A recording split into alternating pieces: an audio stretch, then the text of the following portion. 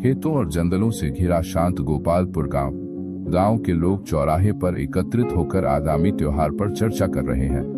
रघु एक पेड़ के नीचे बैठा चुपचाप सुन रहा है। इस वर्ष का उत्सव पहले से कहीं अधिक भव्य होगा। मैं यह सुनिश्चित करने के लिए एक बड़ी राशि दान कर रहा हूं कि सब कुछ बहुत अच्छा हो। दिनेश भाई हमेशा बहुत उदार रहते हैं।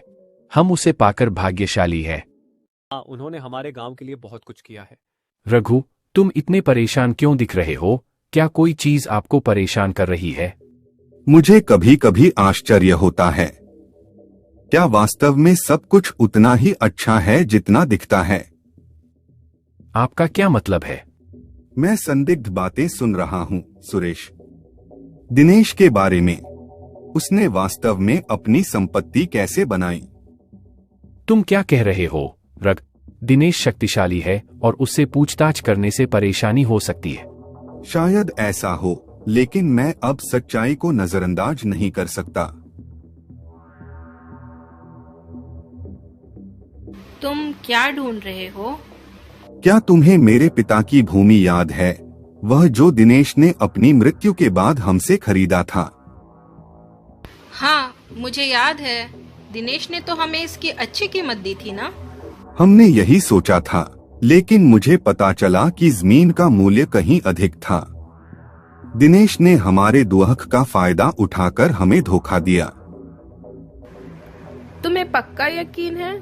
पर वो ऐसा क्यों करेंगे? क्योंकि वह जानता था कि हम असहाय हैं, और उसने दूसरों के साथ भी ऐसा ही किया है। मैंने ऐसी कहानियां सुनी हैं, जमींदारों की जिन्होंने रहस्यमय तरीके से अपना सब कुछ खो दिया और दिनेश ने झपट्टा मारकर उनकी जमीन बेहद सस्ते दामों पर खरीद ली। वह जहां भी काम करता था, हर कोई संदिग्ध रूप से गायब हो जाता था।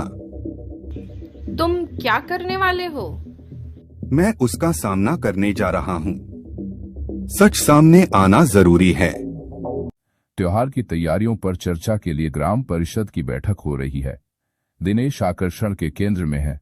रघु पुराने जमीन के दस्तावेज और अन्य दस्तावेज लेकर प्रवेश करता है। दिनेश, मुझे कुछ कहना है। रघु, यह तुम्हारी शिकायतों का समय नहीं है। हम महत्वपूर्ण चर्चाओं के बीच में हैं। यह महत्वपूर्ण है। आपने मेरे परिवार और इस गांव के अन्य लोगों का शोषण करके अपनी संपत्ति कैसे बनाई है? कहने से पहले सोचो रघु, आप मुझ पर बहुत गंभीर आरोप लगा रहे हैं।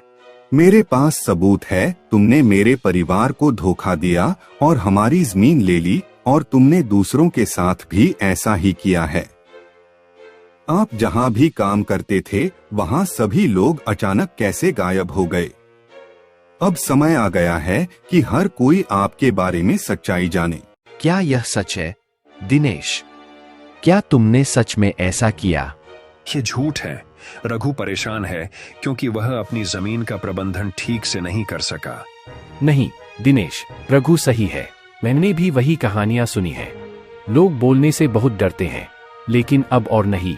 अब घिरे हुए दिनेश के पास ग्रामीणों का सामना करने के अलावा कोई विकल्प नहीं है। जो जवाब मांग रहे हैं, उसका प्रभाव खत्म हो गया। आखिरकार सच सामने आ गया। दिनेश, आप रुकेंगे और इन आरोपों का जवाब देंगे।